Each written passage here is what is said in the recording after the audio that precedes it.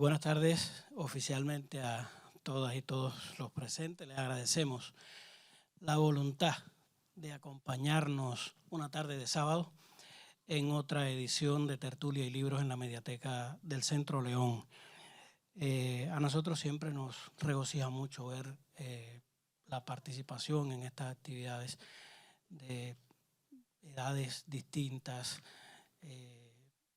siempre buscando un poco más de alimento al alma, porque ya en un mundo que anda revuelto, en el que todo es tan aprisa que se cumple la máxima de Oscar Wilde, que la mayor parte de la gente existe simplemente porque vivir requiere tiempo, cuesta mucho bajarse de ese carrusel vertiginoso en el que el día a día nos despierta corriendo, avanza corriendo y nos acostamos corriendo, cansados, sin saber detrás de qué corrimos.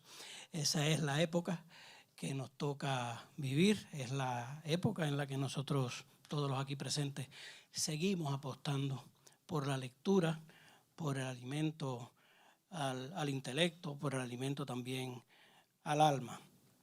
El Centro León, como plataforma que trata de ser de utilidad a las comunidades que lo rodean y al país, pues se siente feliz la tarde de hoy porque hace 3 días presentamos un libro, una destacada antropóloga, escritora.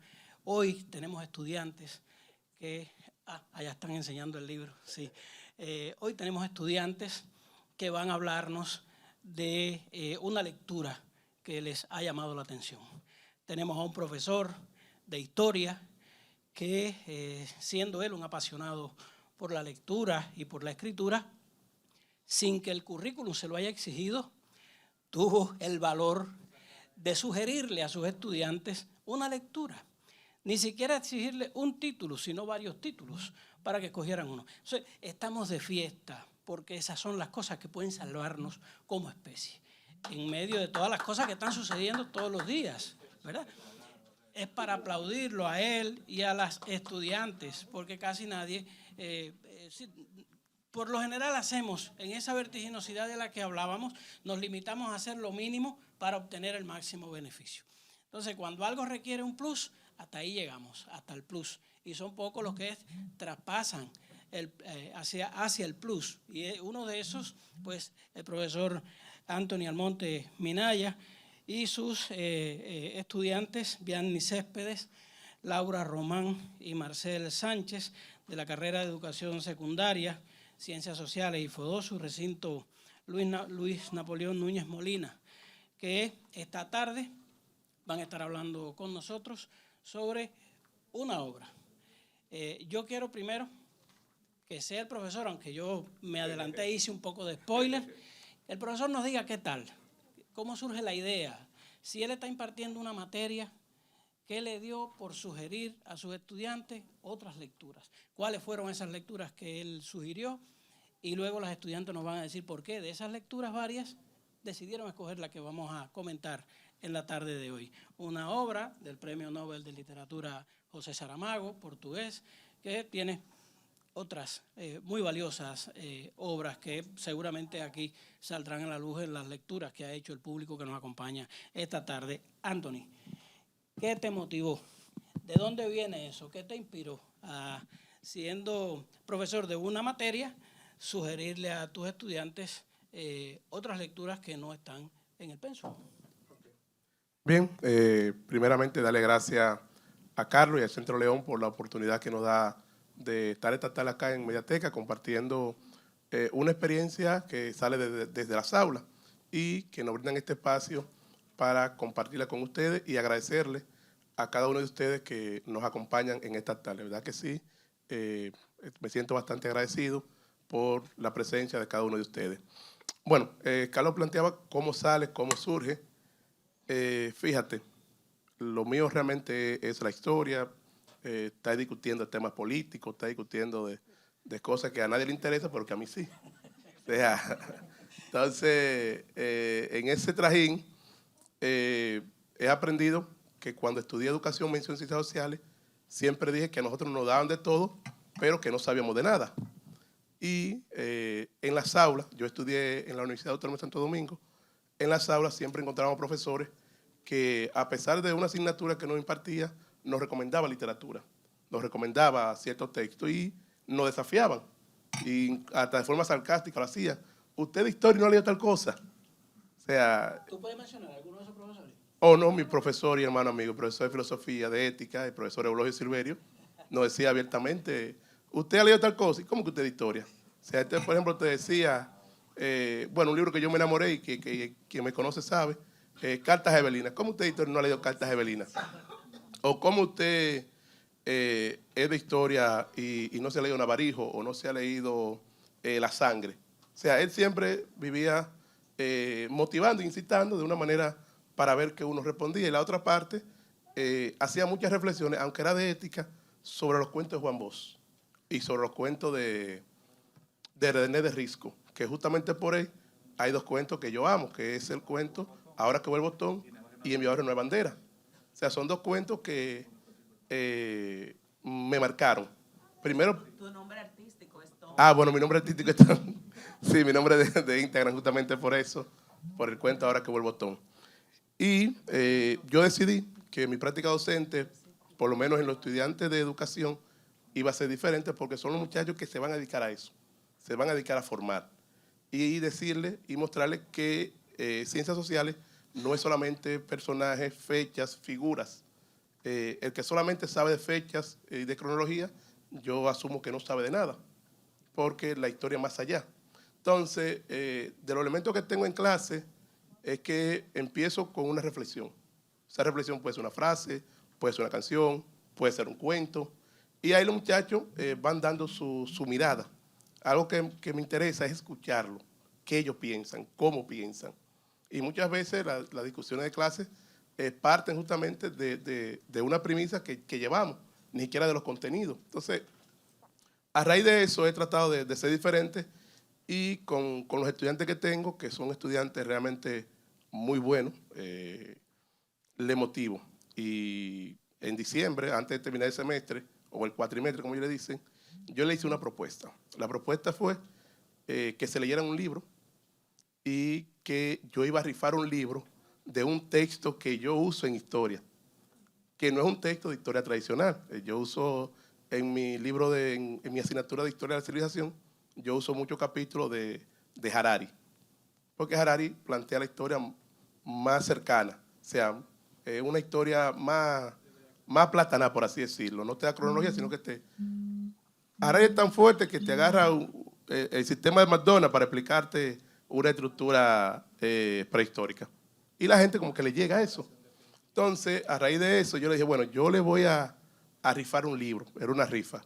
Le voy a rifar un libro de Harari, pero con la condición de que lean un libro, lo lea entre todo el curso y al final vamos a hacer un debate. Y a quien le vaya mejor, se gane ese libro.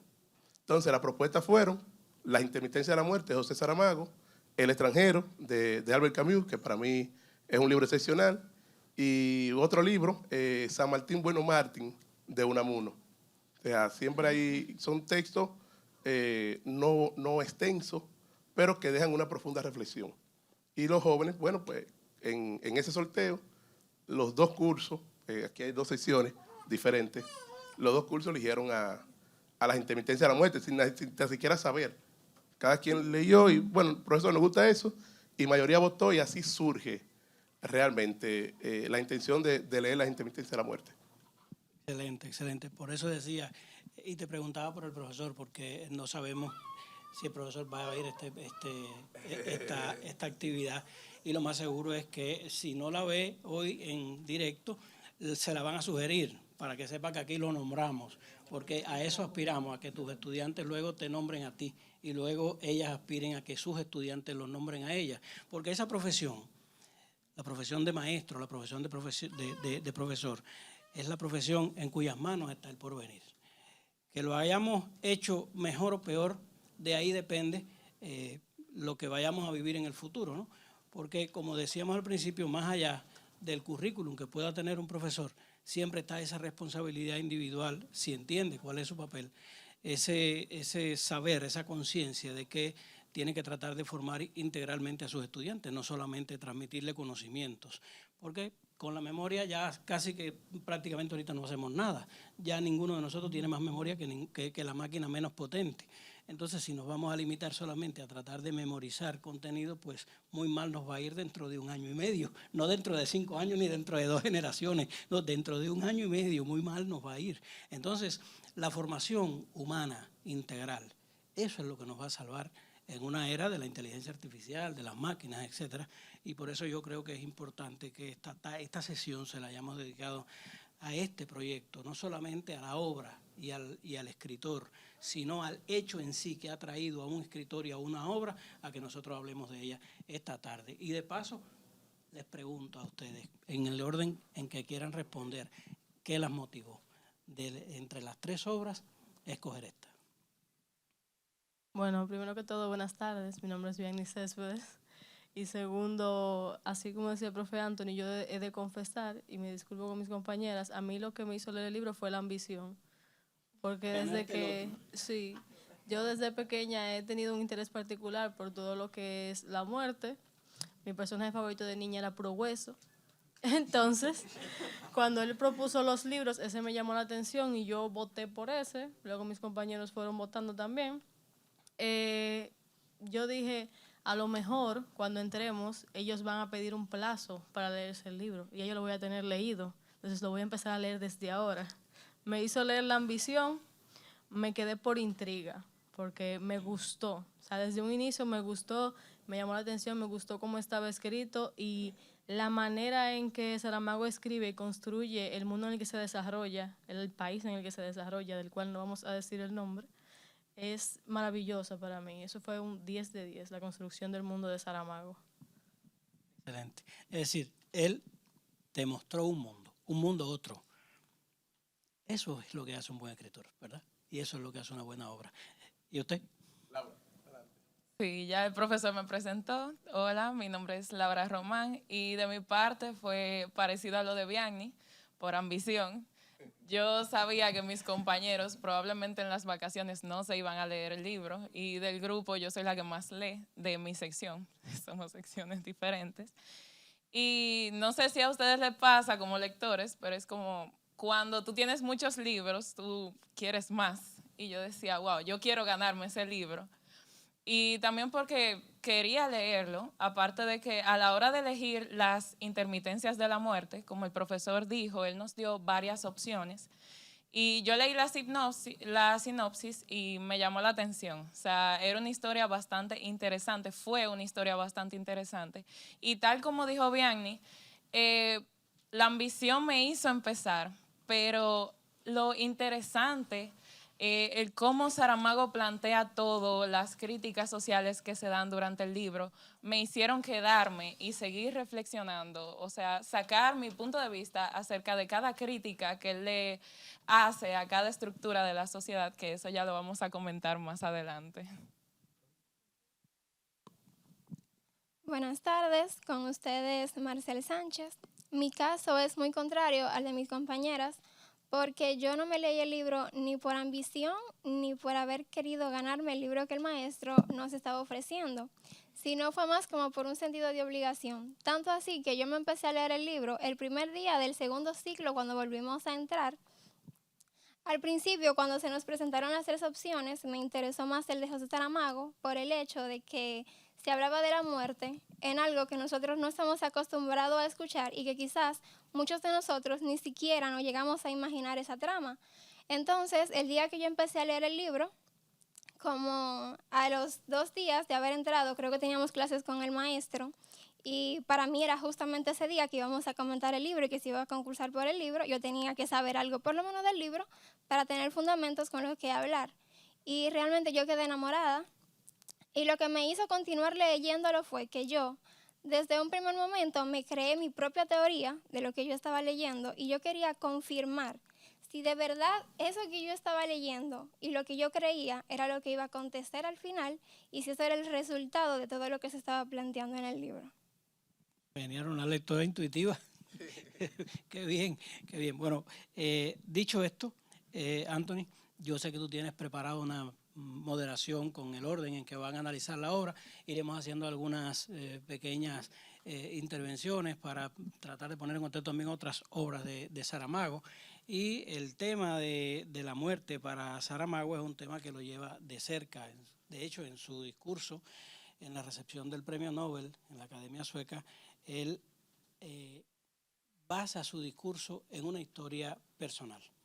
Él habla de cómo él, un muchacho que había nacido en el campo, que totalmente rural, se crió una buena parte del tiempo con sus abuelos, a él le llama la atención poderosamente la magia que rodeaba esa infancia, esa magia que producían sus abuelos.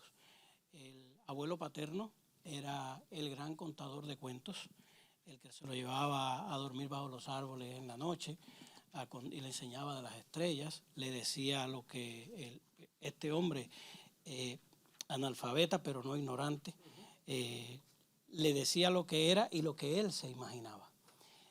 Dice Saramago que él asumía que su abuela no era tan espiritual como su abuelo, porque la abuela, además de los quehaceres de la casa y criar y atender el espacio rural, la casa, las gallinas, las vacas, etcétera, pues lo otro que hacía era tratarlo bien, pero sin esas enseñanzas que el abuelo le transmitía. Sin embargo, él mismo, en ese discurso de recepción del Nobel, yo quiero leerle a ustedes, si me permiten, un parrafito de ese discurso que se les sugiero que se lo lean porque es una maravilla de principio a fin. Ya les conté la relación, lo que él pensaba de su abuelo y cómo él veía la diferencia con la abuela. Y él dice, muchos años después, cuando ya mi abuelo se había ido del mundo y yo era un hombre hecho, llegué a comprender que la abuela, ella también, creía en los sueños. Otra cosa no podía significar que, estando sentada una noche ante la puerta de su pobre casa, donde entonces vivía sola, mirando las estrellas mayores y menores de encima de su cabeza, hubiese dicho estas palabras: el mundo es tan bonito y yo tengo tanta pena de morir. No dijo miedo de morir, dijo pena de morir, como si la vida de pesadilla y continuo trabajo que había sido la suya, en aquel momento casi final, estuviese recibiendo la gracia de una suprema y última despedida, el consuelo de la belleza revelada. Estaba sentada a la puerta de una casa, como no creo que haya habido otra casa en el mundo, porque en ella vivió gente capaz de dormir con cerdos como si fuesen sus propios hijos, gente que tenía pena de irse de la vida solo porque el mundo era bonito, gente, y ese fue mi abuelo Jerónimo, pastor y contador de historias, que al presentir que la muerte venía a buscarlo, se despidió de los árboles de su huerto uno por uno, abrazándolos y llorando porque sabía que no los volvería a ver. Bueno, para una introducción está bastante profundo. Nada, yo creo que llegó el momento de ver la perspectiva de cada una de las jóvenes, que ellas nos cuenten cuál fue su interpretación de la lectura, comentarla. Y ¿quién iniciaría entonces? Vamos a ver. Yo primero, para comenzar, quisiera como que poner en contexto un poquito. Imagínense que mañana mismo no muera nadie más en República Dominicana. Nadie muera. Sería, exacto. El primer pensamiento sería ese, porque tú dices, a ver, somos prácticamente inmortales, pero continuamos con los pesares de una persona mortal. Nos seguimos enfermando, nos seguimos fracturando los huesos. Si tenemos un accidente, podemos quedar en coma igual, pero no hay muerte. O sea, es más o menos la premisa que plantea Saramago. Antes de, creo que lo correcto sería hablar un poquito del autor, pero tengan eso en mente para cuando empecemos a hablar más profundo. Sigan imaginándose, mañana desaparece la muerte.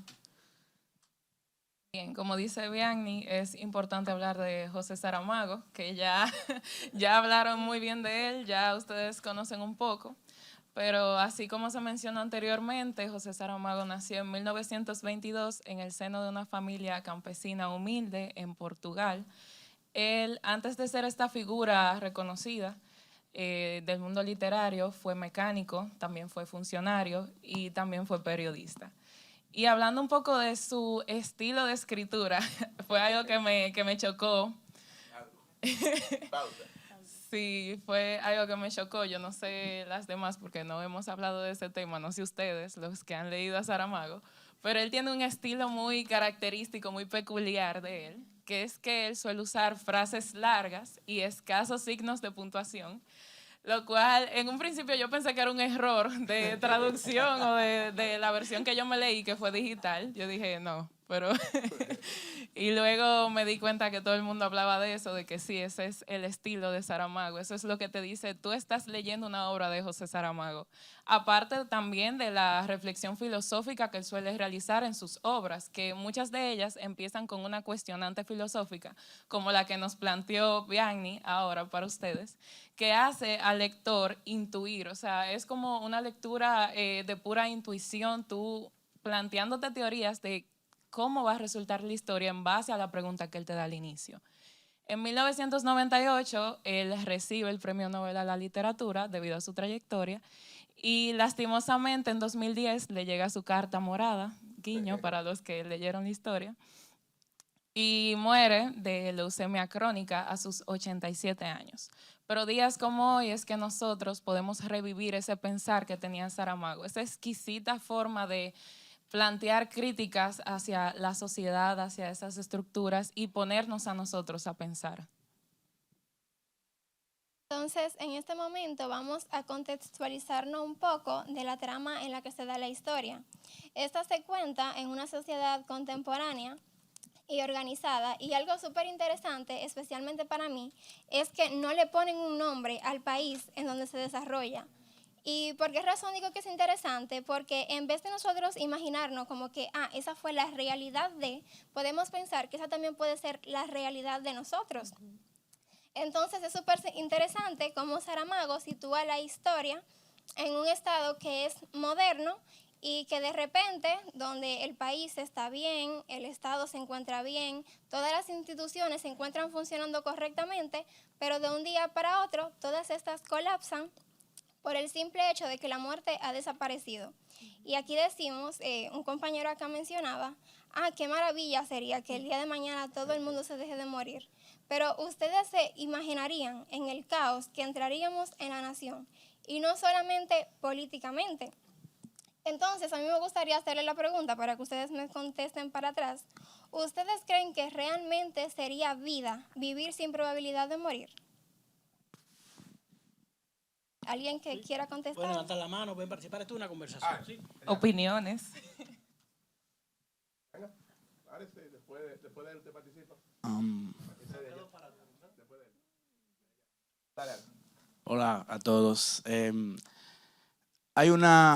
Supongo que es una de las cuestionantes que Saramago pone en evidencia en la historia, en esa ficción, y que también es muy posible que la veamos en un tema que tocan otros autores. Y hasta tiene cierto tinte de filosofía, y es que la vida per se la encontramos valiosa por la razón de que termina alguna vez. Si el hecho, la situación, el contexto en el que nos desenvolvemos se repite, deja de tener valor. Incluso puede sonar hasta como una especie de teoría económica de que las cosas tienen valor porque escasean. Creo que también... Disculpe, estoy un poco nervioso. Tengo mucho que no hablo en público.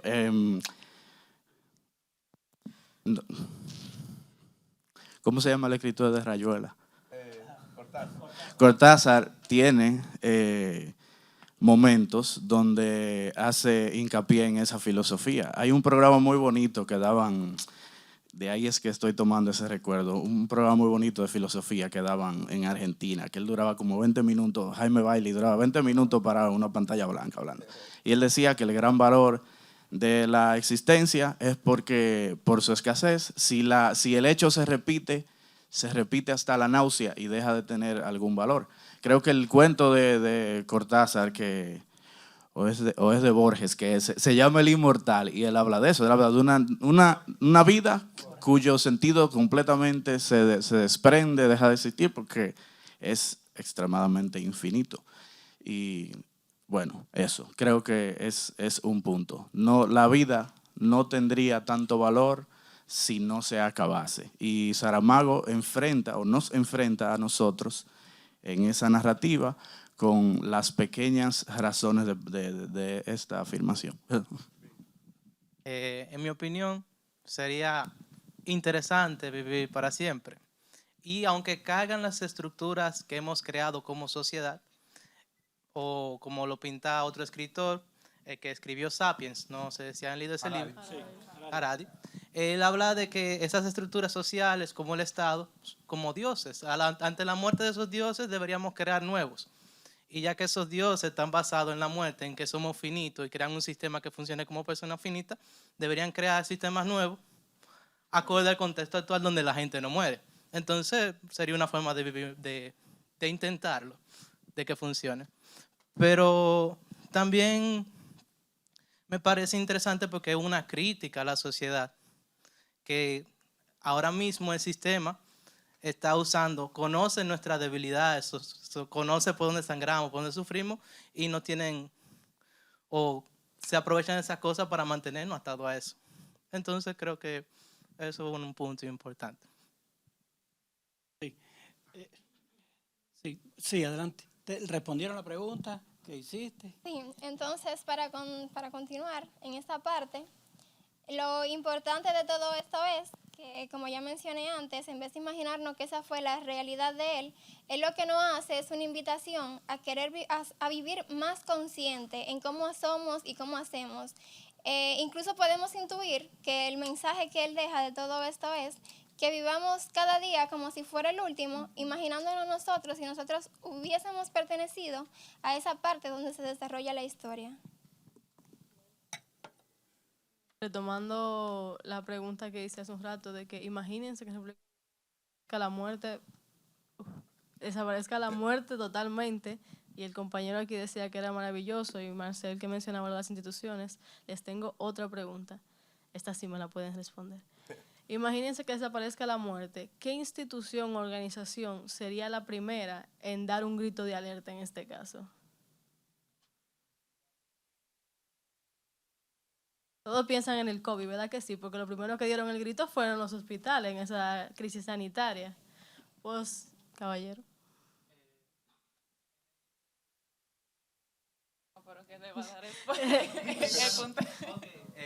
La religión, como lo dice en el papelito, que...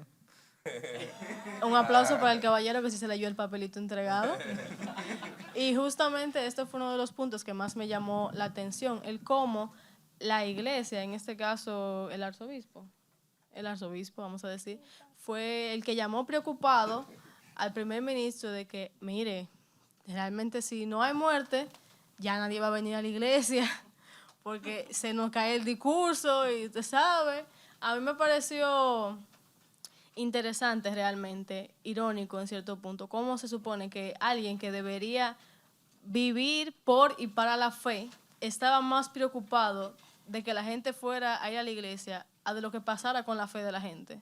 A él le preocupaba que asistieran a la iglesia, no que la gente se cuestionara. En ese caso, yo, entre fregado de platos, me puse a pensar en que si desapareciera la muerte aquí en República Dominicana, yo creo que las iglesias hubieran reaccionado de una manera muy diferente. Porque creo que alguna por ahí dijera, esto es la salvación. Dios nos perdonó a todos. Esto es un perdón divino, esta es la vida eterna, esto es lo que nos prometieron. Y realmente esta es una cosa que más me gustó de Saramago, que él plantea una realidad en la que, en este caso, la iglesia, en el contexto del libro, dijo de que, bueno, sí nos preocupa, pero realmente nos preocupa más que la gente deje de venir. Y buscan una solución a que la gente no deje de acercarse a la iglesia, que es que continúen rezando, pero para que regrese la muerte. Entonces, no es que se pierda la fe, y de nuevo, para mí es un poquito irónico porque se supone que si hay una institución que defiende lo que es lo divino, lo imposible humanamente, es la iglesia. Y que sea la iglesia la que tome esto con tanta naturalidad y diga de que, no, sí, bueno, nuestro problema puede que no que se muera la gente, sino que van a dejar de venir, hay que seguir dando el diezmo. Entonces, eso para mí es un punto interesante y para mí una crítica que hace al sistema de la religión y de las iglesias como tal. Algo que agregar en esa parte de la iglesia es que cuando yo leí la parte, que hay una parte en específica que Bianni y yo coincidimos con las notas que tomamos del libro, es que se menciona que sin muerte no hay resurrección y sin resurrección no hay iglesia. La vida eterna. Sí, entonces yo tengo amigos que son pertenecientes a la iglesia, no sé si aquí haya, pero no me voy a meter mucho en ese tema. Y es que yo he hablado con ellos de ese tipo de temas, de que a mí no me cae muy bien la idea de que de que mucha gente, no voy a decir todo el mundo, vaya o sea parte de una iglesia, de una religión con el fin de obtener la salvación, porque se supone que tú tienes que seguir a un Dios con el fin, o sea, simplemente por amor, como promulga la religión, no porque tú sueñas con ser salvado. Entonces, cuando pasa esta situación, yo lo primero que pensé, pues la gente va a dejar de ir a la iglesia. Porque ¿para qué van a ir a la iglesia si ellos van a la iglesia con el fin de que Dios les dé la vida eterna y ya la vida eterna ya ellos la tienen? Entonces no tienen por qué ir a orarle a Dios que les dé la vida eterna. Solamente fue mi pensar durante esa parte. Bueno, un de orden. Yo no tengo nada que ver que ella piense así. No, por si acaso. Ella piensa así. Les invito a una clase con el profesor Anthony para que conozcan su pensar al respecto. Ella piensa así. Bueno, ¿y cómo sigue la historia? Atrás quieren hacer una aporte. Ah, ok. ¿Quieren hacer una Adelante. pregunta acá atrás? La iglesia te habla de vida eterna, pero vida eterna con salud y alegría. No en esa condición que la pinta Saramago. Sí, claro. Exacto, con los mismos problemas, no. La iglesia habla de una vida eterna sin problemas. Feliz, feliz, feliz. Saludos. Bueno, yo realmente no estoy de acuerdo con lo que han dicho. Porque tal vez en el contexto del libro, ¿verdad?, se plantea así y es conveniente para la historia y para Saramago, que a propósito es el primer libro que leí de Saramago, pero yo no voy a la iglesia tampoco. Pero pero la iglesia y esa preocupación porque la gente se reúna va más allá del asunto del diezmo y de la fe y de todo eso. Es el asunto de comunidad. Si posiblemente, si el libro sigue tal vez y nos presenta 10 años viviendo sin la muerte, el problema iba a ser sobre todo porque la gente necesita una comunidad y esa comunidad, aunque a mucha gente aquí, ¿verdad?, no le parezca así, esa comunidad es la iglesia para mucha gente. Ir a reunirse, a hablar, a rezar o a los rituales que se hacen en las diferentes iglesias, eso es lo que le da sentido a la vida de mucha gente. Y eso tal vez ni siquiera es el asunto de la fe, es estar ahí con otros que lo escuchan o que comparten con ellos. Entonces, yo creo que el papel de la iglesia realmente va más allá del asunto de la muerte o la vida eterna y la creencia. Yo creo que es un asunto más también psicosocial. El ser humano es un ser social. Sin sociedad no hay humano. Somos animales bípedos parlantes. Lo que nos hace humanos es la sociedad, la vida en comunidad. Yo quería decir otra cosa, pero creo que no han llegado ahí. No, spoiler no. Bueno, entonces creo que mi compañero Faustino se fue por la visión de Harari, ¿no? De ser humano, de lo que ha hecho grande al ser humano, que ha sido la capacidad de crear ficciones, ¿no? Y de asociarse, que esas ficciones son más fuertes o sea, esos elementos abstractos son más fuertes que los concretos, ¿no? Entonces, una religión, pues, tiene en sí bueno, aparte de que es más abarcadora, porque nosotros físicamente podríamos ser distintos, pero en una religión por afición podríamos ser iguales, ¿no? Solamente por ser aguilucho, ya por mencionar un tipo de ficción, De comunidad también. ya hay comunidad, no importa, por hablar un idioma, por seguir tal o cual música. Entonces, ciertamente el asunto eclesial va por ahí también. Pero también no dejar ese elemento del más allá, ¿no? Muy fuerte, porque nadie quiere comprometer su futuro, ¿no? Después de la vida. Y usted puede creer o no, pero usted quisiera saber qué hay del otro lado. Sí, vaya, un problema no es el chisme del barrio, de qué estará haciendo el vecino, pero todo el mundo quisiera saber qué hay del otro lado. Entonces, sí, ¿y cómo sigue la historia? No, ¿cómo sigue la historia? Y no se den intimidar por Faustino, que esa es la versión de Faustino, sí, tranquila. Esa fue la primera variante. No, porque nosotras mencionamos desde qué punto de vista plantea Saramago el tema de la iglesia. Claro. Yo no soy atea, por cierto. Claro. Sí. Hay un primer momento en la novela en que pasa eso. Y luego, ¿cómo se salió? No tiene nada de malo, pero... Vamos a avanzar en la novela, porque la novela no se queda ahí, Me refiero ¿verdad? a que Saramago menciona eso en su La libro, novela y no se por eso quedó ahí, queríamos avanzó, expresar ¿verdad? Avanzó. como ¿Cómo decía avanzó? Saramago, sí. Entonces, como mencionaba acá Faustino, ¿verdad? Él decía que quizás si se hubiese desarrollado durante 10 años, 10 años yo se lo compro que caben en un libro, 10 años sin muerte. Pero aquí en el planeta las aguas no nos darían para tener a tantas personas. Entonces, una de las instituciones, después de la iglesia, que da un grito al cielo, son las funerarias. Porque ¿qué mueve la economía de la funeraria? Que la gente se muera. Y si la gente se muere, si la gente no se muere, no va a entrar dinero, no hay flujo de dinero. Entonces, desde ese punto de vista, se plantea como que la muerte no es enemiga de nosotros, sino que nosotros la necesitamos a ella para poder equilibrar la sociedad. Y aquí mismo le puedo entrar a los hospitales. Los hospitales estaban que ya no le cabía un alma más. Y aquí también el hospital deja de tener sentido porque en vez de ser un sitio de esperanza, lo que se convierte es en un sitio de espera infinita porque usted no sabe cuándo todas esas personas que se encuentran ahí adentro van a morir. A usted puede pasar una patana por encima y usted va a seguir respirando si le quedó la cabeza, el cerebro y el corazón pegado al cuerpo. Normal, normalito. Exactamente, sufriendo, pero va a seguir vivo. Entonces, yo realmente, y que Dios nos libre, yo no me vería en una sociedad, no realmente, yo no me vería en una sociedad donde no existiera la muerte. Incluso aquí mencionó algo del Papa que mencionaba Vianney, o el obispo, no recuerdo exactamente, donde él hablaba con el primer ministro por eso mismo de que la muerte, y sin muerte no hay resurrección. Entonces, ese mismo día de la conversación con el primer ministro, ante qué ellos van a hacer y quién se iba a poner a rezar por eso, ese mismo día le da una apendicitis al Papa. Ya él no sabe si pedirle a Dios que se lo lleve o qué va a pasar con él, pero él se quería morir y no se quería quedar vivo. Entonces, realmente que Dios me libre de vivir en una sociedad donde muerte no haya.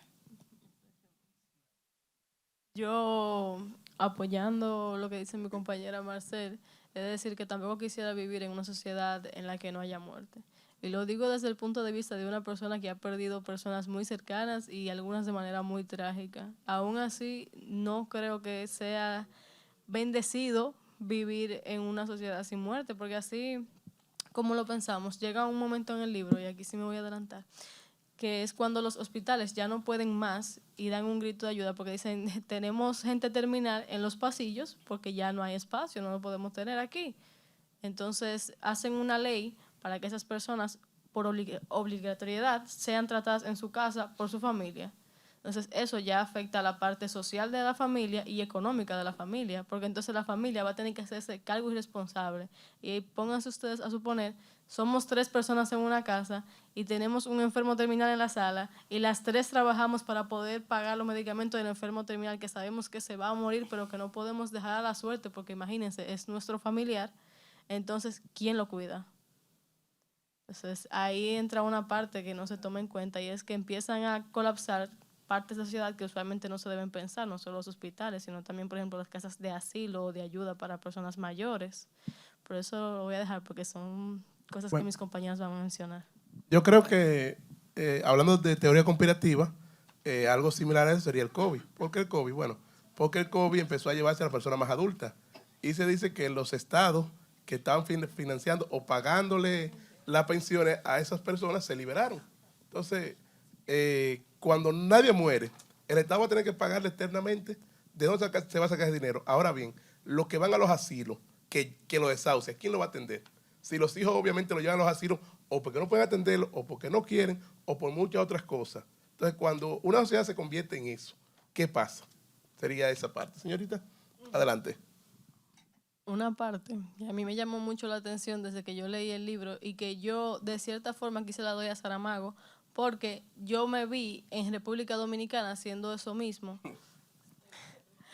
No lo de la muerte, sino de que en cierto momento el país empezaba a sentir cierto orgullo de que aquí no se muere nadie, este es el mejor país del mundo, y tenían un orgullo y un sentido tan patriótico que colgaban las banderas de su país en los balcones, y así eso se repetía, y todos los balcones, todos los edificios tenían la bandera del país, y la gente gritaba por la calle que sí, que ese era el mejor país, porque en ningún otro país en la historia de la humanidad se había parado de morir, jamás. Entonces, cualquier país que tenga algo diferente al resto del mundo, se enorgullece de eso, cualquier cosita. Entonces, para ellos, eso era un tema de orgullo, porque decían como de que, no, mira, en mi país nadie se muere, este es el lugar de la tierra eterna. Claro, eso fue al inicio, porque luego de que empezaron a ver los problemas, ya no era tan, bueno, sí, tal vez no es el mejor país del mundo para vivir. Ya Bianni también habló un poco del tema de la familia, que era lo que yo quería tocar. Bueno, voy a tocar. Que es que debido a la situación que estaba pasando en los hospitales, estaban full de gente, imagínense, un desequilibrio total, ya que seguían naciendo personas, las personas no morían, pero seguían siendo víctimas de violencia, de la vejez, de las enfermedades. Y imagínense una situación donde un enfermo no pueda sanarse, un envejeciente no pueda morir, tampoco puede volver atrás al tiempo. ¿Y quiénes quedan con esa responsabilidad? Son los familiares, que por más amor que tú tengas hacia una persona, hay una parte donde tú quieres centrarte en tu vida, porque tú sabes que en algún punto tú vas a ser viejo también. Y tú no quieres sacrificar tu juventud cuidando a un familiar tuyo por más amor que tú le tengas a esa persona. Al menos ese es el punto de vista que presenta Saramago de algunas de las familias que llegan a un punto de buscar una solución por donde sea para acabar con esta situación de que la muerte haya dejado su trabajo en ese país. Y aquí entran dos cosas. En la historia, Saramago presenta que hay una familia que pone la mente a trabajar y dice, bueno, o sea, ya hablamos de que solamente en este país no moría la gente. Entonces, ¿qué solución ustedes creen que plantea Saramago en la historia para trabajar con esta problemática? Porque como pudieron ver, al afectar tantas instituciones de la sociedad, termina siendo una problemática. Quiero que me respondan, de verdad. Allá atrás. Sí, allá atrás, que no ha hablado. Sí. Claro, porque si mandamos a la gente que lo leyeron, ya van a decirlo todo. Bueno, saludos. Bueno, yo no he leído el libro, me está empezando a gustar. Excelente. Me imagino que pensarían en ir a otro país, porque me imagino no es el único país que existe. Entonces ya sería la mejor opción dentro de eso. Muy bien, exactamente. Una persona que no leyó el libro, pero es una conclusión a la que fácilmente llegamos. Y es que este país, del que no se menciona el nombre en la historia, porque Saramago no quiso mencionarle, ponerle un nombre al país, limitaba con 3 países más. Por ende, hay una familia que dice, esa familia tenía un envejeciente y un bebé enfermo, que obviamente no podían morir porque se da esta situación en el país. Y ellos dicen, tenemos 3 países con los que nosotros limitamos, podemos cruzar la frontera a ver si resulta que luego de cruzar la frontera estas 2 personas dejen de respirar. Y así mismo se da la solución, o sea, esa solución que plantea esa familia se promulga y ahí es cuando entra otra organización criminal. El tigueraje, que siempre surge en las situaciones difíciles, ¿verdad? Sí. El contrabando y la corrupción. Siempre aparece un grupo, una organización, una institución que se aprovecha de este tipo de situaciones para beneficiarse. En este caso, Saramago la plantea como la mafia, con PH. ¿Emigración Sí, qué? con Con PH. PH. ¿Y qué era lo que hacía? ¿Qué hacía la mafia? Esa mafia. Esa mafia. Sí. Exactamente. Ellos eran los que ofrecían ese servicio de transportar a las personas moribundas hacia la frontera. De contrabando, por supuesto. Claro, ilegal, pero el gobierno sabía de esto, no era que no sabían. Ellos Siempre sabe. Sí, se hacían a la vista gorda. ¿Por qué? Porque yo no voy a querer hacerme cargo de esta situación. O sea, es demasiado trabajo yo agarrar y hacerme cargo de la solución, ¿verdad?, que le está brindando una organización ilegal a todos mis problemas. Incluso hay una conversación que tiene el primer ministro en el que él dice, o sea, él afirma que él sabe del trabajo que está realizando la mafia, pero él dice, yo voy a decir algo, me están solucionando todos mis problemas en este momento. Y asimismo, o sea, yo lo menciono junto con la familia porque ellos son los que le ofrecen a la familia quitarse esa carga. Sé que se escucha cruel, de esta manera es que la plantea Saramago, como esta responsabilidad de ellos tener que resolver con los familiares moribundos que tienen en sus hogares. Entonces, ellos le pagan a la mafia se beneficia de ello, lo convierte en un negocio. Ojo, no es algo nuevo que la muerte se convierta en un negocio. Y movilizan a esas personas convalecientes hacia la frontera y ¡pam!, solucionado el problema. Ya las instituciones que estaban teniendo problemas, la nula mortalidad, ese desequilibrio que había en la sociedad se soluciona porque ya empiezan a morir las personas gracias al trabajo que estaba haciendo la mafia. Mafia.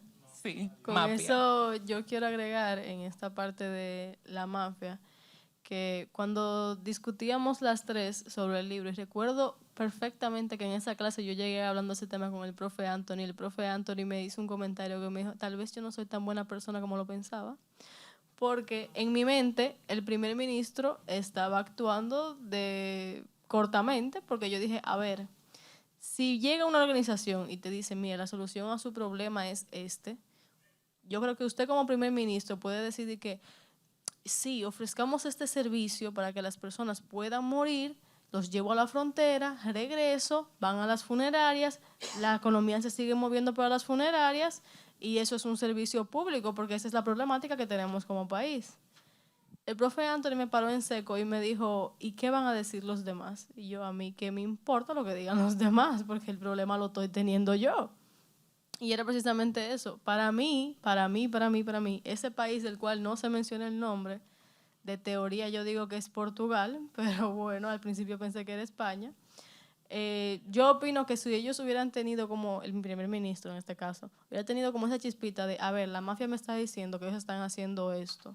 Yo podría haber hecho esto con los servicios que yo tengo a disposición, que tengo todos los servicios del gobierno para ofrecer este servicio público y que la economía de las funerarias se siga moviendo y no tengan que enterrar a perros y gatos porque no tienen personas que enterrar. Ya.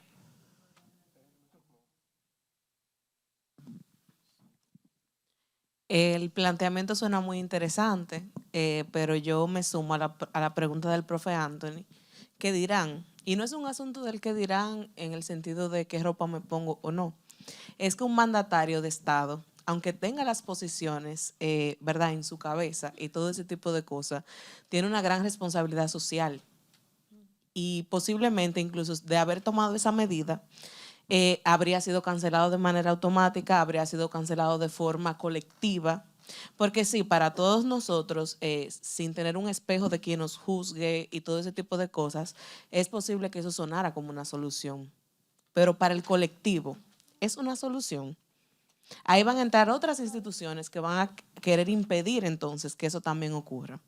Entonces, además de eso, me gustaría apuntar un poco al tema de los juicios que han salido respecto al autor y ese tipo de cosas que son muy naturales, porque al final, si uno lee, es para generar una actitud crítica.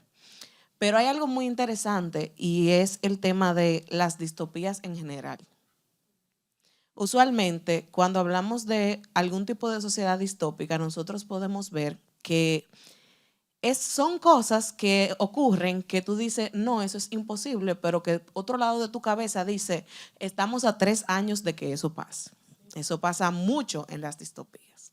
Entonces yo creo que parte del proceso, además de generar el placer estético de la literatura y todos los demás procesos que tiene, es muy importante también tomar en cuenta qué preguntas nosotros nos hacemos cuando estamos leyendo esas cosas. ¿Qué eso mueve en mí? ¿Cómo yo pienso que yo actuaría? ¿Cómo yo sería capaz de decir en público, por ejemplo, que yo actuaría o cómo pienso yo dentro de mí? Porque en algún momento se habló, y yo sé que es en palabras del autor, de quitarse esa carga. Pero ¿es todo el mundo capaz de decir que un familiar tuyo es quitarte una carga? Es capaz, quizá yo lo piense, pero yo seré capaz de decirlo a viva voz. Por ejemplo, lo primero que yo pensé con la primera pregunta que se hizo sería, ¿y entonces? Y aquí voy a ser un poco cruel. ¿Y los motoristas, quién se encarga de ellos? Porque los motoristas, a veces, sin ser despectiva, ¿verdad? Los que conducen imprudentemente, no todos, actúan mucho y la selección natural se encarga de ellos. Entonces, ¿qué va a pasar? Pero esas son cosas de las que yo me abro de forma honesta y quizá todo el mundo está diciendo, ¿y está loca?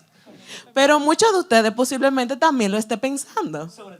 Tienes razón. Exactamente. Entonces yo creo que también es momento, yo sé que ustedes están iniciando la universidad y tienen mucha nobleza en su corazón y todo, pero este es un espacio seguro para ustedes expresarse. Gracias. Yo sé que ustedes pertenecen a una institución católica y todo eso, pero exprésense lo que ustedes realmente piensan, lo que les provocó realmente. Gracias. Decía José Martí que las ciencias del hombre, las ciencias que se dedican al estudio del ser humano, no iban a avanzar mucho porque siempre iban a tener un obstáculo formidable, el propio hombre, porque nadie revelaría jamás sus horas de tigre, de zorro o de cerdo.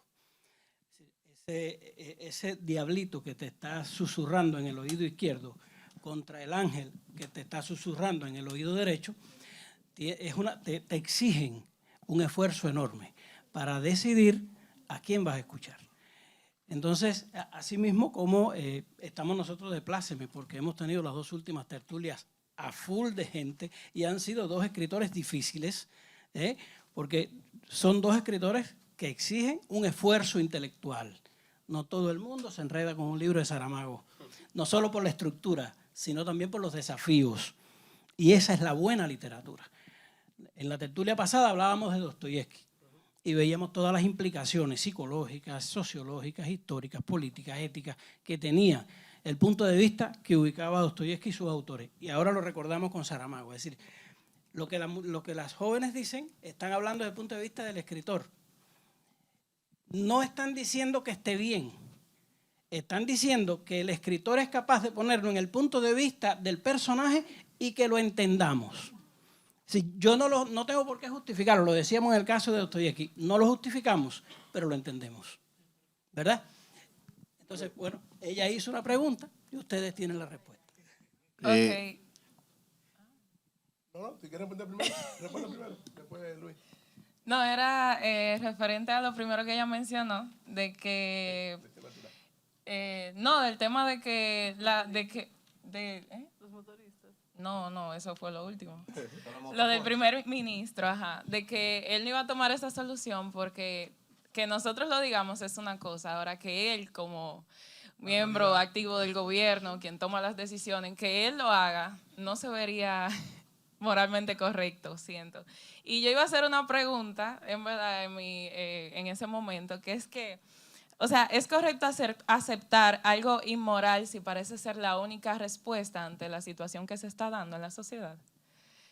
Eso fue lo que yo pensé. O sea, yo dije, Saramago plantea una moralidad bastante frágil en su libro, con todo este tema de cómo actúa la sociedad, ya que, o sea, anteriormente... Y si lo pensamos nosotros, como ya desde un punto de vista crítico, el tema de que yo decida mandar a mi familia o de que una persona con ese tipo de cargo tome la decisión como de esa solución para la sociedad, no se vería moralmente correcto. O sea, nosotros siendo, o sea, juzgando, quien se crea capaz de juzgar eso, no lo vería moralmente correcto, pero la historia te lleva a un punto de que tú lo crees que sí, que es moralmente correcto eso, debido a todo lo que Saramago te plantea. Como que él pone la historia de una manera que tú te sumerges tanto que tú mismo dices, esto es lo que se tiene que hacer. Que te desespera. Y luego yo dije, cónchale, o sea, la moralidad es tan frágil porque mira cómo yo estoy, o sea, yo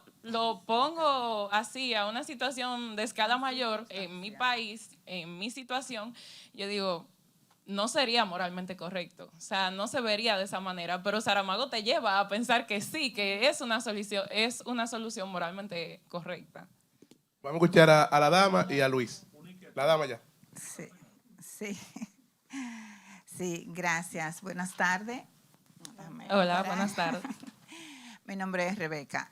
Está interesantísimo y déjame quitar esto. De verdad, no lo he leído, pero estoy por ahí que alguien dijo, yo me está llamando la atención. Es desafiante realmente y lo que tú acabas de decir de la moral es tan frágil, es tan intermitente, es tan circunstancial, igual que todo, y lo voy a poner más aplatanado, todo depende. Entonces, yo creo que por lo que he escuchado, el libro nos desafía a ver cuándo el angelito y el diablito tienen que ponerse a la una y decir, no es esto. ¿Por qué? Porque es lo correcto del momento. En un momento te pueden llamar cruel, pero la historia, aunque sea 200 o 300 años después, te va a reivindicar y va a decir, era la única salida. Entonces, a veces yo estoy cruel, sí, porque lo llegué a decir en algún momento conmigo, el día que yo sea un ser que pudiera hacerle daño a la sociedad, o sea, que en lugar de sumar, aunque sea algo chiquitico, vaya a hacer daño ese mismo día que venga un rayo, me parta, lo que sea, que me traiga la tierra, que me den para abajo. ¿Por qué? Porque hemos sido muy románticos, hemos vivido de sueño, y vivieron felices para siempre, eso es un cuento pendejo. Así mismo. Y hay cosas que no se romantizan, ahí es donde caemos en el sufrimiento que trae la culpa y el qué dirán y el no sé qué. Entonces, cuando tú das un salto a lo que se supone que iba a hacer, por ejemplo, el ministro, yo creo que el ministro después fue socio de ellos, no he leído el libro, pero me atrevo a decir, ok, públicamente yo no puedo decir, pero locos, a ustedes se le ocurrió la solución. Públicamente yo no lo puedo decir, pero ahora tengan esos 4 millones para que trabajen mejor y me sigan solucionando el problema. Porque al final se está gastando el país y voy a lanzar y la dejo ahí. Yo estuve en un retiro y uno de los temas era la vida y el nacimiento y no sé qué. Y yo pregunté, ¿por qué una persona, o sea, qué hacer cuando una persona X tiene varios años en cama, no se mueve, apenas mueve los ojos, hay que alimentarlo por tubo, o sea, pues prácticamente no sabe que está vivo? ¿Qué hacer? O sea, ¿por qué no se va? Y la terapeuta que estaba ahí me dio el boche de mi vida. Y yo dije, y me respondió esto: si tú lo despachas, como tú dices, que quieres despacharlo, estás entrometiéndote en la elección de vida, en el destino de esa persona y de todos los involucrados, incluyéndote a ti, que tú no sabes qué cuenta histórica allá atrás tiene ese, vamos a decir, ese clan familiar, para que esa persona tenga 5 años como un vegetal. Imagínense en el país del libro, 10 años consumiéndose, porque se da muchísimas veces el caso, que se mueren los cuidadores y se enferman los cuidadores. Entonces, ¿quién cuida el cuidador? Es una gran pregunta. ¿Quién cuida al cuidador? La solución, yo lo hubiera montado todo en un barco. Muchas gracias. Yo sí. Virgen de la Muchas Altagracia. gracias. Yo la apoyo. Muchas gracias, un placer. Que encuentren la luz de aquel lado y que vuelvan mejor. Yo estoy con usted. Bien, Yo hubiera sí. planteado un Sí. servicio de las familias que quisieran, pues llevaran a su familiar al umbral. Ella lo dijo eso ahorita. Sí, sí, un barco. Miren, Gracias. yo voy a seguir en la línea que primero planteaba la joven, que continuó la dama, y es el asunto este de por qué el presidente no apoya abiertamente a esa mafia.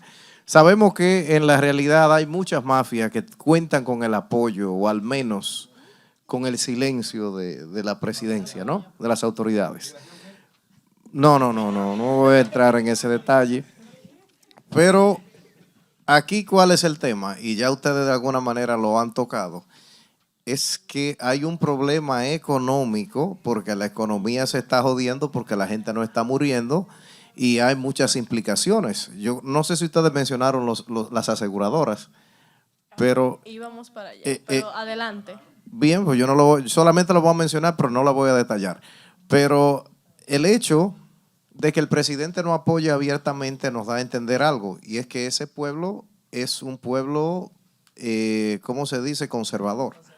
Porque si hubiese sido un Estado moderno, eso se viera como eutanasia y nadie se metiera en eso. Sería la libre elección de que esa persona ya no está en condiciones de seguir y por amor, ¿verdad?, a esa persona, pues entonces se tomaría la decisión de llevarle a la frontera donde moriría, porque ahí sí muere gente. Entonces, ustedes decían que uno se ve, ¿verdad? O sea, la eutanasia es algo que todos vemos en cierto momento con un familiar, con un ser querido, pero no es lo mismo ver un país entero en esa situación a ver una situación particular. Y el mandatario, como representante de todos, pues no puede actuar a la ligera. Yo quiero también aquí hablar brevemente, para terminar, lo que es el libro para mí. Yo creo que, como todas las obras que yo he leído de Saramago, no es realmente una novela, es un ensayo. Saramago parte de un ensayo. Si la gente no moriría, ¿qué pasaría? ¿Cuál es el valor de la muerte? Y él lo que hace es pues darle personaje y darle escenario a ese ensayo y responde todas esas preguntas que uno podría tener, ¿no? Con las aseguradoras, con los envejecientes, con los problemas de los hospitales, con la economía, con todo eso. Pero no lo voy a limitar a un ensayo y espero que no me malinterpreten, porque mismo Borges decía que él no escribía cuentos, que él escribía ensayos, que él lo que hacía era que a esos ensayos le daba relato, ¿no? Lo narraba, pero que habían trasfondo filosófico, como aquí la parte ética, ¿no? La parte económica, religiosa. Entonces creo que los libros que he leído de Saramago son ensayos realmente, porque aparte de que son temas fuera de lo común, generalmente, pero tampoco son historias con una trama al azar, sino que responden muchas inquietudes y abren 100 preguntas más. Bien, una de esas preguntas, creo que del pasaje de la moralidad que estuvimos trabajando, es, no sé qué pesa más, si es la carga moral o velar por la dignidad humana de la persona. Entonces, no sé si, bueno, ella dijo que lo engancha todo un barco y que, bueno, que se salven como yo puede, que la barca se encargue de ello. Pero ¿dónde está entonces la parte de la dignidad de esa persona? O sea, no tiene un poder, una persona de un estado ya vegetal, de elegir terminar con su vida. Pero entonces tengo yo la responsabilidad de seguir con eso, porque es una carga, independientemente usted lo quiera ver de cualquier punto de vista. Una carga económica, una carga social. Entonces, no entiendo bien el juego que están haciendo con romantizar mucho una enfermedad. Claro, aquí el profesor habló de la eutanasia. Sí, él lo dijo. Es un dilema. Entonces, el dilema está entre qué dirán los demás con la moralidad de lo correcto, pero la dignidad de la persona que está en un estado vegetal que es inútil para la sociedad. Porque el asunto de la eutanasia tiene implicaciones éticas, pero tiene también implicaciones legales.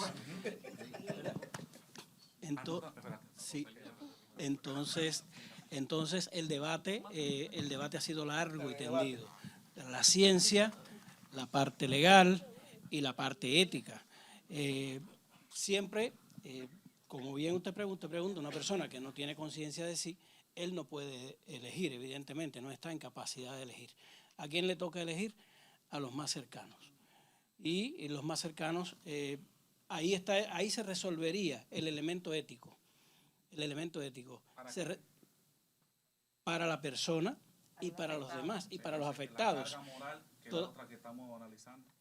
Esa carga moral es el elemento ético que se resolvería si los demás están de acuerdo en que esa persona ya no puede decidir él. Si él pudiera decidir, decidiera. La dama decía una expresión: cuando yo no pueda más, me voy. El general Máximo Gómez, Banilejo, libertador de Cuba, decía en una carta a un amigo: yo soy de los que creen que cuando uno no puede valerse por sí mismo, debe irse con su música a otra parte. Lo dice así, textualmente, Máximo Gómez en una carta. Entonces, el elemento científico, el elemento ético y el elemento legal son tres fuerzas que intervienen en un asunto como la eutanasia, que ha sido largamente debatido. Algunos países la han aprobado, la mayoría de los países no la ha aprobado. Entonces, seguimos limitándonos a las decisiones que toma la familia, las personas más cercanas, y que ha sido fuente de conflictos infinitos todavía hoy. Porque muchas veces las personas más cercanas al otro ser humano que está en esa situación no es ni siquiera la familia de sangre, es la esposa, el esposo, la persona que lleva años haciéndose cargo de esa otra persona.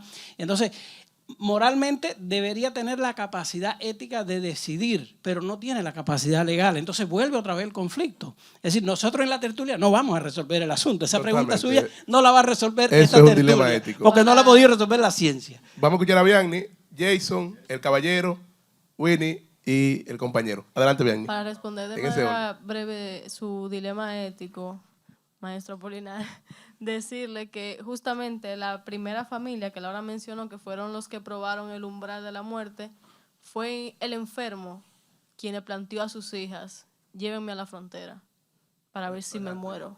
O sea, él mismo tomó su decisión de que lo que él quería. Entonces, en ese caso, ahí se resuelve el dilema ético. Jason, el caballero allá. En el libro, porque ya... En la vida es otra cosa. Adelante, Jason. Sí, buenas. Yo soy de los que cree que la crisis, viendo la historia universal así por arribita, la crisis son las que han creado, o sea, esto que llamamos desarrollo hoy en día. O sea, y tenemos una reciente, COVID-19, pues surgió algo que hay que hablar. Bueno, es muy contemporáneo todavía, pero se hablará de un antes y un después de la inteligencia artificial, usando el COVID como referencia.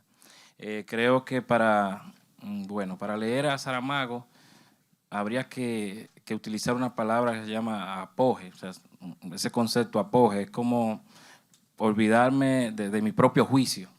O sea, leerlo sin juicio, porque entonces ahí aplica lo que el compañero Apolinar aquí se ha metido en un problema en cuanto a lo que es bueno o malo. O sea, eso es subjetivo.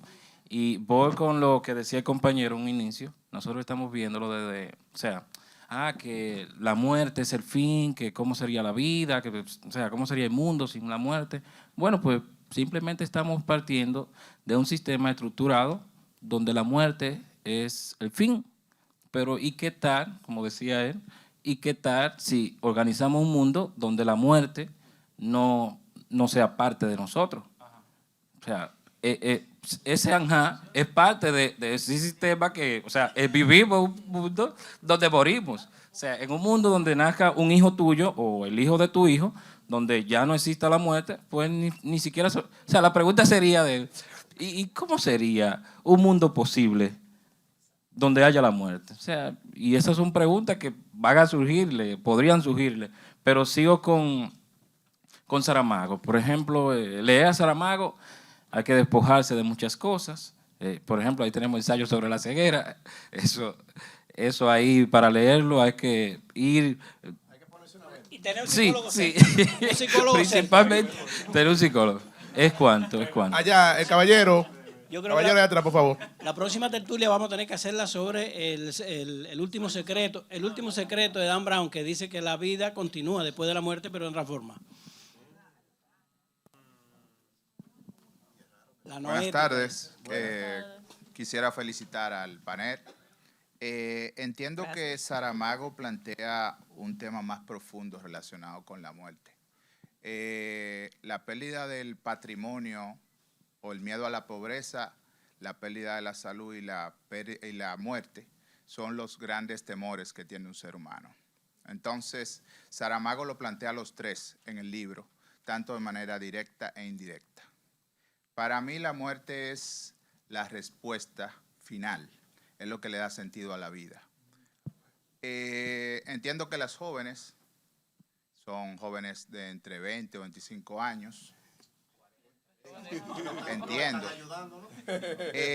Todavía están en la fase de la vida en la que todo es alegría, pero entiendo que para ciertos profesionales, y respondiendo a uno de los participantes que dijo que desearía la eternidad, entiendo que el sufrimiento, como lo plantea Dostoyevsky, Kafka, el mismo Bukowski, es parte de la vida. Y una respuesta a ese sufrimiento es la muerte, salir de eso. O sea, cuando vemos pacientes o personas que tienen enfermedades crónicas, acompañadas de dolor y todo lo demás, esas personas esperan la muerte como parte de su tratamiento. Entonces, entiendo que debemos de ver la muerte como parte de la vida, como la terminación de nuestros años aquí en la tierra, pero la respuesta al sufrimiento que trae la vida como tal. Bien, aquí de manera puntual, y no nos habla del SEGMA, por favor. Sí, se puede, yo sé. Tú vas a cerrar. Bueno, la pregunta inicial era sobre el asunto ético que trae las personas a la frontera, de decidir si va a morir o no va a morir, porque es un asunto que se ve mal moralmente. En realidad, la moral es algo subjetivo, como han dicho anteriormente. Nietzsche tiene un libro que decía más allá del bien y del mal. Es muy criticado, pero dependiendo cómo se lleve la narrativa, tú puedes hacer muchas cosas que moralmente no están bien, pero soluciona un problema. Ejemplo, en muchas religiones narran historias donde se cometen genocidios y se ve muy bien. Y asimismo llevan gente a la frontera, dependiendo de la narrativa que tú lleves, también lo pueden ver bien. Bien, Winnie, usted cerramos esa parte, por favor.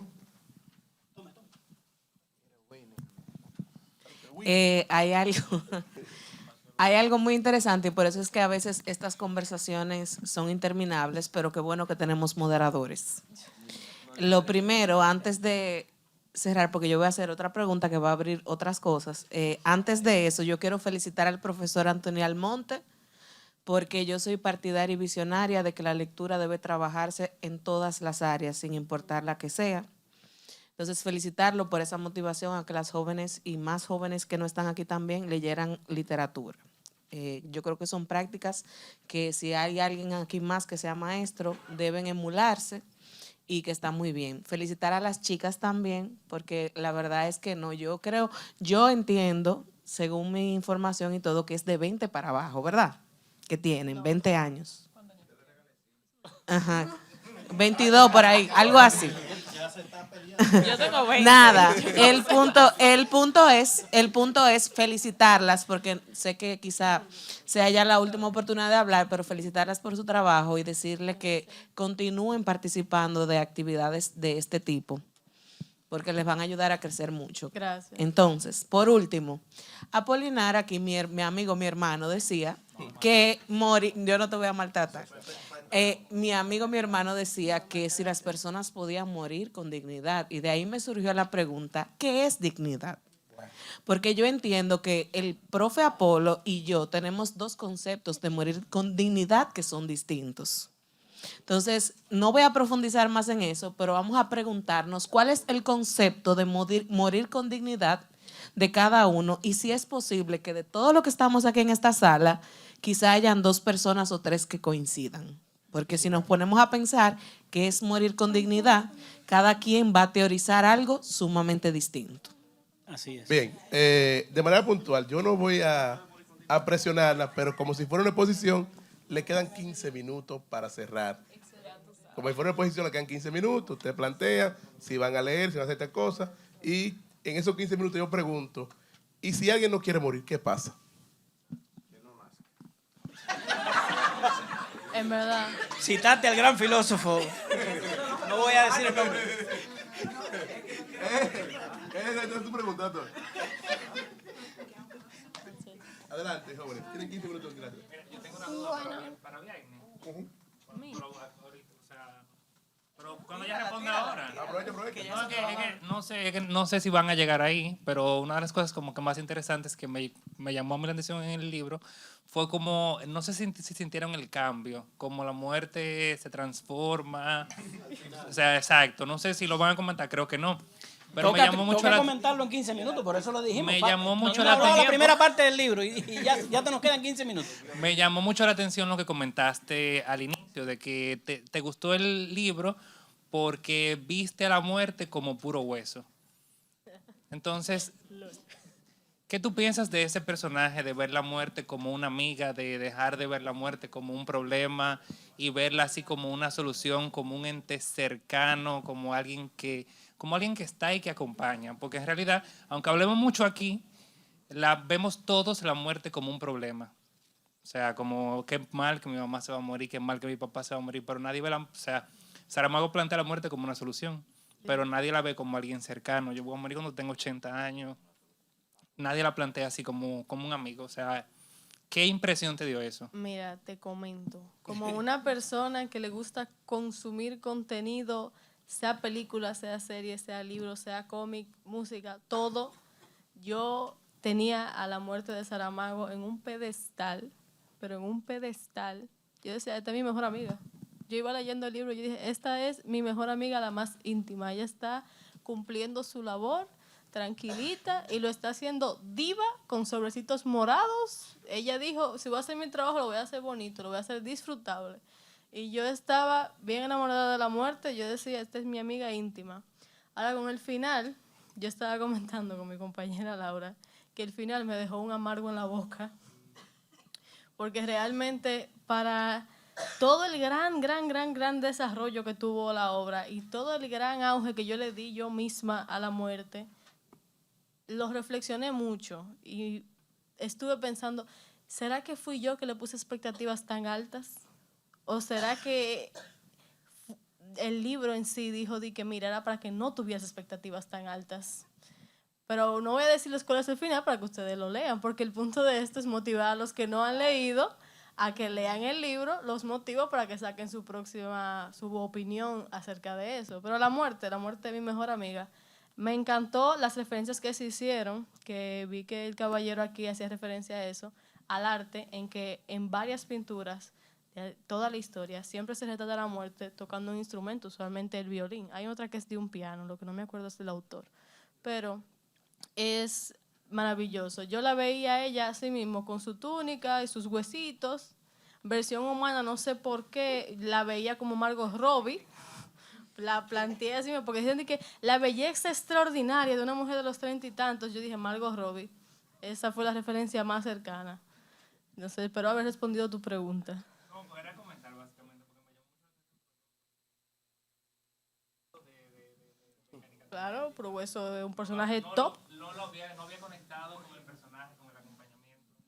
No leas todos los nombres entonces, para que al final no te pase. Adelante. Sí, bueno. Laura, si quieres abordar, Marcel. Bueno, mi participación iba en base a lo que estábamos hablando, bueno, la órbita inicial que planteaba mi compañera Laura, de si realmente el contrabando iba a ser la solución. Y en esa parte del libro a mí me tiraron de un 5º piso. Porque, al igual que los familiares, cuando se empezó a hablar de lo del contrabando, yo vi como que me abrieron la puerta al cielo, de que iban a contrabandear, se iban a llevar a los familiares, y habiendo mencionado ya que las personas estaban cansadas de cargar con esos familiares en estado de muerte suspendida. Entonces, ustedes hablaban de moral y hablaban de culpa. Y algo que yo le agregaría también es el cargo de conciencia que uno tendría. Y hay una frase que me encantó, que se menciona en el libro, y es que decía, los familiares decían, si nosotros le chupamos la carne, ¿por qué no podemos chuparle los huesos también? Haciendo alusión a que así como nosotros nos disfrutamos a esa persona cuando estaba en su espléndida condición de vida, ¿por qué no hacernos cargo de esa persona que se encuentra en ese estado ahora? Porque tenemos que recordar que aunque esa persona estuviera en estado de muerte suspendida, todas no se encontraban. Hablaban de que estaba en estado vegetal, todas no se encontraban en el mismo estado. Entonces, algo que juega un papel muy grande ahí es el cargo de conciencia que va a tener ese familiar, porque es como que literalmente yo estoy matando a mi familiar. Y yo lo pongo en comparación de si realmente a mí me tocara el día de mañana yo decir, no, que se lleven a mi mamá para que se muera. Yo no podría vivir con eso toda mi vida. Si la llevan allí, me tienen que llevar a mí también.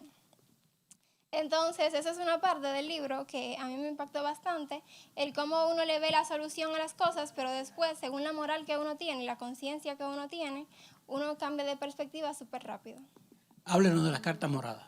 La carta morada. La carta no vamos a dejar morada, eso así. que de hecho ustedes tienen en su mano, luego de... Sí. No se asusten, no somos la muerte. No se asusten. No se van a morir en una semana.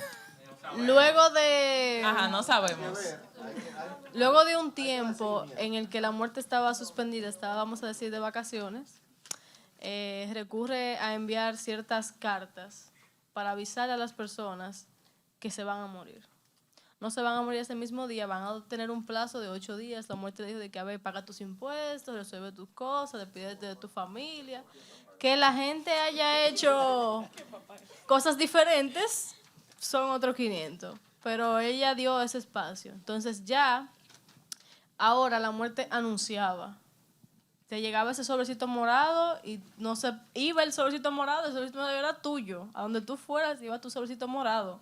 Y tú lo recibías y esa era la señal de que tú te ibas a morir. Y la muerte tan cordial, tan bonita, te decía, atentamente, la muerte. Como, querido señor, a usted le va a llegar la muerte en un plazo de 8 días. Resuelva su vida, atentamente, la muerte. Y algo interesante también, que ustedes tienen la carta y la pueden leer, la adaptamos para... Solamente lean la última parte que mencionaba Viagni, de atentamente la muerte. No, sí, léanla. No va a pasar su atenta servidora la muerte. No la puedes devolver. Ni se regala. Tampoco la puedes regalar. Ni se rompe ni se quema. Eso ni se quema. Pero... el tema de que la muerte esté escrita en minúscula fue algo de debate en la obra, porque cuando llega la primera carta que le llega al director general de la televisión en el país, él analiza, no, pero esto tiene que ser una broma. La carta tenía muchísimos errores gramaticales, ortográficos, y al final la muerte firmaba en minúscula. Y todo el mundo pensó que era un error de ella, como cómo tú vas a firmar en minúscula. Y del otro lado, ustedes tienen una cita, la más larga, que al menos el principio, yo quiero leérselos, que dice, los seres humanos solo conocen esta pequeña muerte cotidiana que soy. Esta que hasta en los peores desastres es incapaz de impedir que la vida continúe. Un día llegarán a saber qué es la muerte con letra mayúscula. En ese momento, si ella improbablemente les diese tiempo para eso, comprenderían la diferencia real que existe entre lo relativo y lo absoluto, entre lo lleno y lo vacío, entre el ser todavía y el no ser ya. Y cuando hablo de diferencia real, me refiero a algo que las palabras jamás podrán expresar. Relativo, absoluto, lleno, vacío, ser todavía y no ser ya. Con esto, yo al menos... lo sentí demasiado, fue una de mis citas, la que yo quise que ustedes leyeran.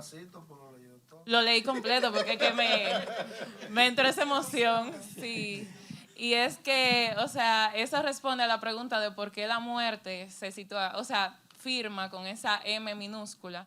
Y es que es así, o sea, la muerte es algo cotidiano, pero debido a la situación que se presenta en el libro, se convierte en un fenómeno, en algo anormal. Cuando la muerte regresa, que la gente le empieza a llegar esas cartas, ya la gente estaba acostumbrada de que nadie se muriera, entonces tenían que volver a acostumbrarse. Incluso se habla de ayuda psicológica para las personas, algo que nosotros entendemos como parte del ciclo de la vida, llegar a la muerte, y que le damos sentido a nuestra vida debido a que nos vamos a morir. Bien, en un minuto su reflexión para los compañeros y la motivación para leer la obra. En un minuto, una por una.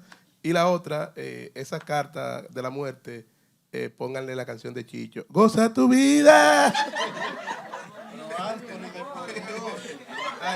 Yo pensaba que tú ibas a decir ay, que le debo, que sea Le queda una semana con Chicho de fondo, imagínate tú.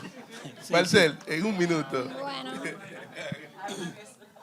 realmente mi motivación para que se lean el libro, yo se la voy a dejar con la siguiente pregunta para que ustedes las interioricen.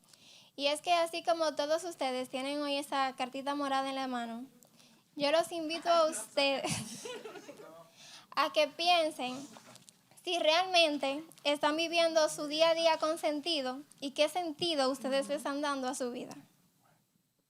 Excelente. Primero yo quiero agradecer a todos los que estuvieron presentes aquí y nos escucharon durante esta más de hora y media. Agradezco los aportes también porque fueron de mucha contenido, agraciado, gracias. Yo sé que si fuera por alguno de ustedes pasara la noche entera aquí, en especial el profe Apolinar, pero agradecer y invitar siempre a consumir arte. Para mí la literatura es uno de los artes más esenciales de la humanidad, porque quizá usted no sabe pintar, quizá usted no sabe tocar un instrumento, pero si usted sabe leer y escribir, usted tiene un arma bien poderosa en la mano. Y para mí la lectura es esencial. Esta es una oportunidad para que ustedes lean algo quizá diferente, algo a lo que no están acostumbrados. Pero ¿y por qué el arte y la muerte? Ya termina la pregunta.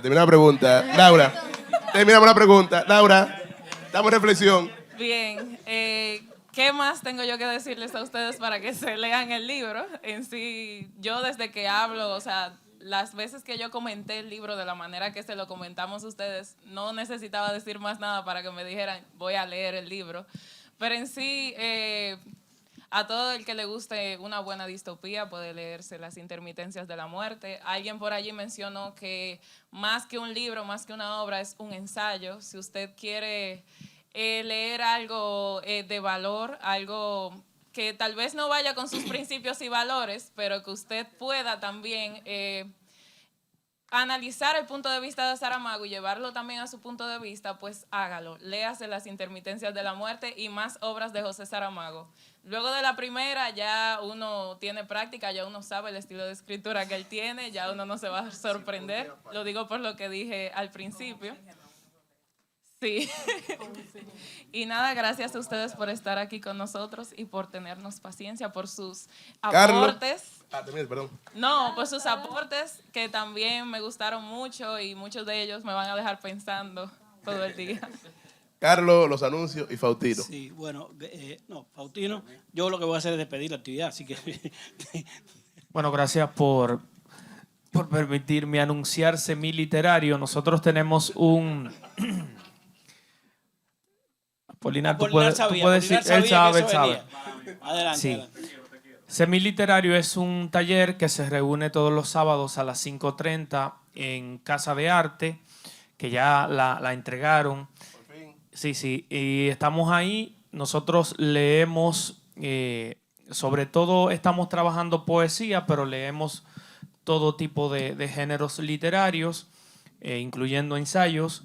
Así que todos están invitados, pueden participar con nosotros, pueden llevar sus textos, sus poemas y nosotros le diremos si tienen que votarlo o mejorarlo, ¿verdad? Pero siempre diremos la verdad para que avancen, ¿verdad? Para que avancen como escritores y lo que nosotros sabemos tratamos de compartirlo. Así que gracias. Excelente. Gracias, Faustino, por ese anuncio semiliterario. Uno de las fuentes de donde más se nutre tertulia y libro en el Centro León por la gran cantidad de personas que abarca este espacio cultural, ese proyecto. Bueno, hemos estado hablando durante casi 2 horas de la muerte, un tema que es apasionante para el ser humano, tabú si hablamos en serio. En forma de broma lo hemos analizado desde el carnaval en México, por ejemplo, desde 100 años de soledad de García Márquez, donde Melquíades se muere y regresa a la vida. Juan Bosch en 2 pesos de agua le reza a las ánimas que están en ese interín entre el cielo y la tierra. Pedro Páramo, que el que no se ha leído el libro puede ver la película, la variante que hay, donde conviven los muertos y los vivos. En la música, ni comentar. Yo hablaba, queríamos traer el tema de Johnny Ventura, El Sueño, donde él empieza a soñar que se ha muerto un gran merenguero, el merenguero es él, va al cielo, no lo aceptan, lo mandan al infierno, el diablo tampoco lo acepta, pero cuando se va un diablito lo llama y le dice, mire, usted dice el diablo que se vaya, que usted es joven y que siga haciendo música, pero dígale a Jackie Núñez, a Freddy Vera que vengan, a Oscar de León, a Wilfredo Vargas, y empieza a llamar a todo el mundo. Es decir, escuchen eso, es un tratamiento muy jocoso de la muerte. Wilfredo Vargas tiene Lo ajeno se deja quieto. Es decir, le damos tratamiento a la muerte, sobre todo de esta manera jocosa, de esta manera, porque hablar de ella en serio sigue siendo tabú, cuando es en realidad lo que le da sentido a la vida. El que teme a la muerte termina temiéndole a la vida. Entonces, ya que sabemos que la muerte esté segura, como decía Neruda, ya que nada nos salva de la muerte, a menos que el amor nos salve de la vida, ¿verdad? Gracias a todos y buenas tardes. Que Dios los bendiga.